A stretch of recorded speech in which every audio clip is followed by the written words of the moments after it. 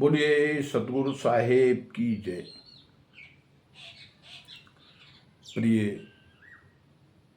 भक्तजनों, आप सभी को सादर साहेब बंदगी।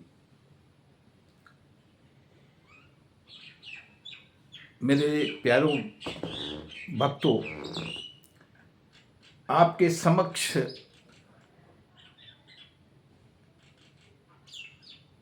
आज मैं एक बात रख रहा हूं। सतगुरु कबीर साहब की एक साखी है। इन साखियों में सतगुरु कबीर साहब ने अपने भक्तों को दर्शाने के लिए एक एक बात का विवरण स्पष्ट किया है। साहब कहते हैं, सतगुरु कबीर साहब क्या कहते हैं वो, कि नदी किनारे में खड़ी ज्यों जल मैला होए। यानी नदी के किनारे पर जाकर कोई भी नदी में नहाना चाहता है, अपने तन को निर्मल जल से धोना चाहता है, परंतु यहां तो उल्टा हो रहा है। सब क्या कि मैं नदी किनारे खड़ी हूं, नदी में जल बह रहा है, जल निर्मल है या नहीं है, हम इसी संदेह में जल को मैला समझ रहे हैं। भ्रम, संदेह, ये संदेह ने ही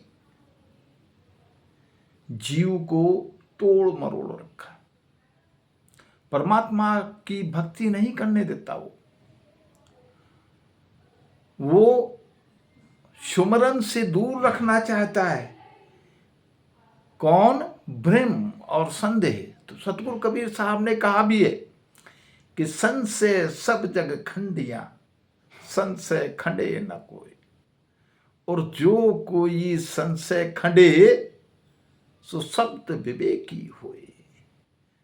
जिसको विवेक आता है, शब्द का विवेक, विवेक को सतगुरु कबीर साहब ने बहुत बड़ी चीज बताया है। सतगुरु कबीर साहब कहते हैं, यहां क्या कहते हैं कि बंदगी करूं विवेक की, रूप धरे हर कोई।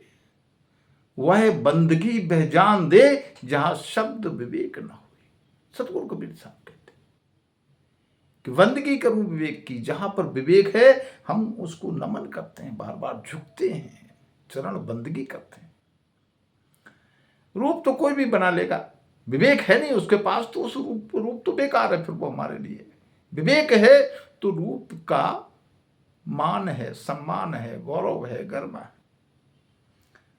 वह बंदगी बहजान दे जहां शब्द विवेक न हो। शब्द का विवेक बहुत जरूरी है। और यहां पर यही चीज आड़े आ रही है। देखिए कि मैं नदी के किनारे खड़ी हूं, नदी किनारे में खड़ी, लेकिन भ्रम पैदा हो गया, यार इसका पानी गंदा तो नहीं है, ज्यों जल मैला हुए। गंदा है या नहीं है इस बात की हमें परवाह नहीं है, लेकिन मन में भ्रम हो गया, अरे ये गंदा पानी, इसमें क्या नहाना। और इसी भ्रमवश हम उस जल में नहाने से दूर हो जाते हैं, नहा नहीं पाते हैं। नहाना चाहते हैं परंतु नहा नहीं पाते हैं। वैसे ही ये भ्रम हमें उस परमात्मा की भक्ति से दूर करना चाहते हैं, सुमरन से दूर कर देते हैं। कौन? भ्रम और संदेह। अरे ऐसा ना हो जाए सुमरन करने से, अरे छोड़िए बाद में कर लेंगे सुमरन। बहुत सारे ऐसे भ्रम जिनकी वजह से हम सुमरन नहीं कर पाते हैं उस परम पिता परमात्मा का। तो यहां सतगुरु कबीर साहब वही भाव दे रहे हैं कि नदी किनारे किनारे में खड़ी ज्यों जल मैला हुए, ना मैली, कह रहे कि मैं मैली पिया ऊंजले। अब देखो यहां पर भी मन में वही भ्रम आ गया कि मैं मैली पिया ऊंजले।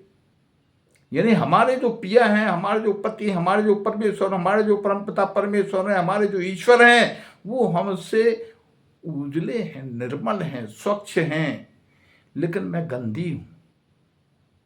ये भाव आ गया। गंदी कैसे? बहुत सारे विषय विकारों में फंसा हुआ जीव तो अब समझ लो क्या कहलाएगा, गंधों में ही आता है।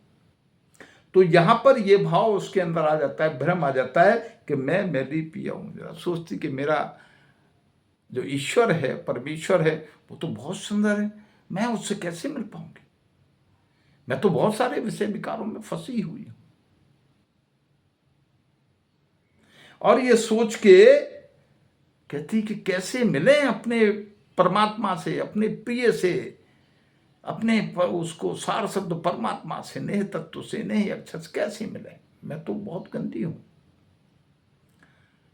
ये भाव आता है। और अगर इसी भाव को समझ ले कि हम अगर गंदे हैं तो हम निर्मल भी तो हो सकते हैं। कैसे निर्मल होंगे, उन उपायों का तू कर लो, निर्मल हो जाओगे।